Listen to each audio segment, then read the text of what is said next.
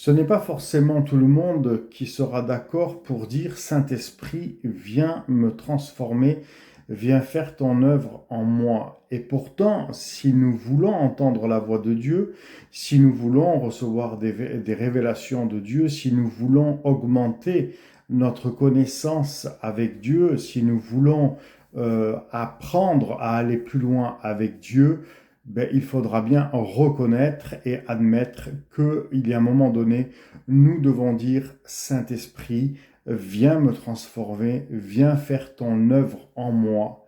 Et pourtant, beaucoup de personnes n'entendent pas la voix de Dieu alors que Dieu parle. Et le problème, c'est que Dieu adopte aussi un nouveau langage, mais nous ne l'entendons pas parce que nous n'avons pas été transformés. La transformation, ce n'est pas forcément quelque chose qui s'établit et qui se fait à la conversion, mais la transformation, c'est un processus dans les diverses étapes qui vont prendre toute notre vie. Parce que dans nos vies, il y a des étapes et il y a des saisons.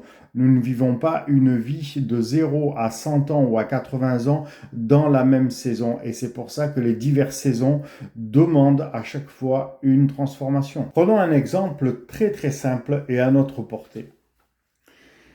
Je suis en classe de CM2. Il va y avoir un instituteur ou une institutrice qui va me parler avec un langage de CM2 et qui va m'enseigner avec un langage de CM2 pour me préparer au niveau supérieur, c'est-à-dire au collège en classe de 6e. Quand je vais aller en classe de 6e, je serai censé avoir été préparé par l'institutrice en classe de CM2 pour passer au niveau supérieur, pour passer dans un autre langage et avec une personne qui ne sera plus un instituteur ou une institutrice, mais avec une personne qui sera professeur. Et c'est là que vient toute la différence. Chaque fois que Dieu nous fait monter de niveau, de palier, un autre langage prend place. À la maternelle, il y avait un langage pour les maternelles. En cours élémentaire, il y avait un langage pour la classe élémentaire. En classe primaire, il y a un langage pour la classe primaire. Au collège, il y a un langage pour les collégiens et ainsi de suite. Permets-moi de partager avec toi deux versets de la parole de Dieu. Le premier verset, c'est 1 Corinthiens 13, verset 11 que nous allons lire ensemble. L'apôtre Paul dit « Lorsque j'étais enfant, je parlais comme un enfant. Je pensais comme un enfant, je raisonnais comme un enfant. Lorsque je suis devenu homme, j'ai fait disparaître ceux qui étaient de l'enfant. » Et maintenant, nous allons prendre un autre verset qui est dans Romains 12, verset 2. « Ne vous conformez pas au siècle présent, mais soyez transformés par le renouvellement de l'intelligence, afin que vous discerniez quelle est la volonté de Dieu, ce qui est bon, agréable et parfait. »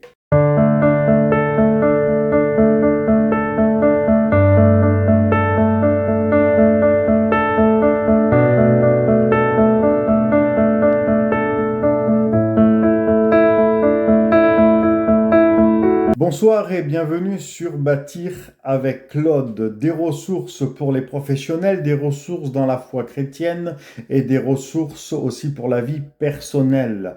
Et ce soir, j'aimerais partager avec toi ce thème, être transformé pour aller plus loin, que nous verrons en deux vidéos. Et pourquoi aller plus loin ?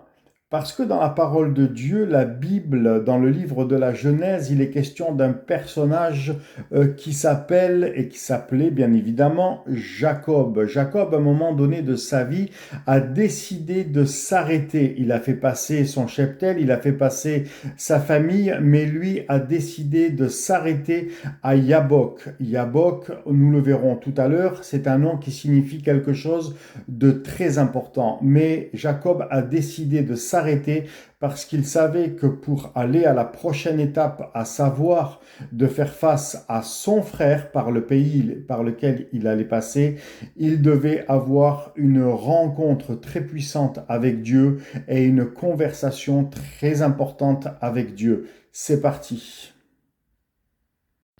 Notre marche avec Dieu est faite d'étapes, de saisons et aussi de temps où c'est que nous devons nous arrêter parce que dans ce temps, nous devons chercher Dieu, rechercher Dieu pour qu'il vienne nous transformer. Et dans ce premier point qui s'intitule « Saint-Esprit, j'ai besoin que tu viennes me transformer », c'est parce que justement, il y a une transition. Il y a un temps où c'est que le Seigneur va nous sortir d'une étape pour nous en faire rentrer dans une nouvelle. Et cette nouvelle étape exige une transformation pour y faire face. Et quand je lis dans Genèse 32, du verset 22 à 24, il est dit... Il se leva la même nuit, prit ses 2 femmes, ses 2 servantes, ses 11 enfants, et passa le gué de Yabok. Il les prit, leur fit passer le torrent et le fit passer avec tout ce qui lui appartenait. Jacob demeura seul. Cette phrase, Jacob demeura seul. Il demeura seul à Yabok. Il avait fait passer tout le monde. Et Yabok veut dire en hébreu Séla, qui veut dire pause. Ça veut dire pause, mais ça veut dire aussi un moment où c'est que Dieu nous vide de nous-mêmes, c'est-à-dire des choses que nous n'avons plus besoin pour la prochaine étape, pour nous re-remplir à nouveau de tout ce que nous aurons besoin dans cette nouvelle étape. Dans Genèse chapitre 28, versets 11 à 15, Dieu va parler directement à Jacob et il va se révéler à lui aussi avec cette échelle qui touche le ciel mais qui touche aussi la terre. Et Dieu va venir rencontrer Jacob en lui faisant des promesses qui pourraient même dépasser notre entendement si Dieu nous les ferait à nous. Ça veut dire que Dieu a prouvé par ses promesses à Jacob sa faveur et son approbation totale. Mais nous voyons bien que cela n'est pas suffisant et que Jacob avait sa part de responsabilité à faire en s'arrêtant à Yabok pour être transformé. Jacob avait besoin d'une rencontre ultra privée avec l'Éternel. Il avait besoin d'une rencontre puissante. Il avait besoin d'avoir une réelle conversation avec Dieu pour être aussi transformé. Donc rencontre et conversation, les deux sont indissociables pour être transformé afin que dans l'autre étape, il puisse faire face à son frère Ésaü. Et ce soir, permets-moi de te dire que tu ne peux pas aller plus loin si tu ne laisses pas la main de Dieu te transformer. Tu ne pourras pas recevoir une nouvelle onction qui va te porter beaucoup plus loin si tu ne laisses pas Dieu, la main de Dieu et l'œuvre de Dieu te vider afin d'être re-rempli à nouveau de ce que Dieu veut te donner. Et cela, ça nécessite parfois le besoin de se retrouver seul avec Dieu pour laisser toute la place, laisser carte blanche, laisser toute notre vie entre les mains de Dieu et en lui disant « Seigneur, toute ma vie, je la mets entre tes mains, maintenant viens me transformer. » Et c'est pour ça que Jacob a décidé lui-même de s'arrêter à Yabok. C'est personne qui l'a arrêté, c'est lui-même.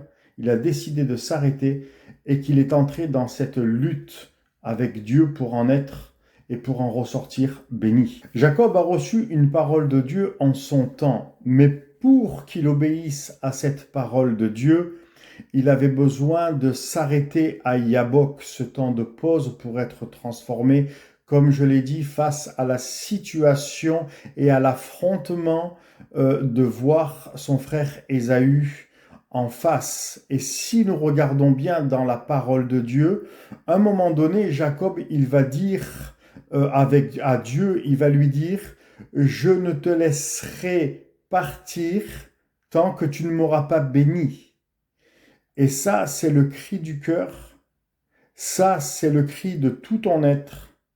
Ça, c'est le cri d'une réelle conversation avec Dieu, une prière qui dépasse le plafond du religieux, où c'est que Jacob savait très bien qu'avec cette prière, c'est là qu'il serait transformé et c'est là qu'il serait béni par rapport et pour vivre la prochaine étape, la prochaine saison. Et j'aimerais te dire que si tu ne fais pas ta pause à Yabok, tu ne peux pas espérer recevoir et vivre une transformation qui va te propulser dans ta prochaine étape et dans ta prochaine saison. Donc, il est important de s'arrêter et de dire, Seigneur, viens me transformer, c'est vital. Il faut que je vive cette transformation. Je ne pourrai pas aller plus loin si tu ne me transformes pas, si tu ne déverses pas dans mon cœur des nouvelles choses qui font partie de ton cœur, de ton royaume et que j'ai besoin de recevoir et que je n'ai pas. Cette démarche demande une prise de position, cette démarche demande une dimension de persévérance. Et la question qui se pose, sommes-nous dans cette dimension totale de la persévérance pour combattre, pour prier et pour se tenir devant Dieu pour que cette transformation ait lieu et qu'elle soit totale? Nous arrivons à la fin de cette première partie de ce thème, être transformé pour aller plus loin. La semaine prochaine, j'aborderai la deuxième partie. Je te remercie pour le temps que tu as pris, je te remercie pour ton attention. Si cette première partie t'a interpellé, n'hésite pas à commenter ce qui t'a impacté, ce qui t'a parlé, ce qui t'a interpellé. Si tu désires aussi un accompagnement dans la foi, il y a mes coordonnées, mes informations qui sont dans la description. N'hésite pas, c'est avec plaisir, un total plaisir que nous ferons un morceau, un bout de chemin ensemble, que ce soit dans le coaching ou dans le mentorat. Je te dis merci encore une fois, demeure béni. À la semaine prochaine. Bye bye.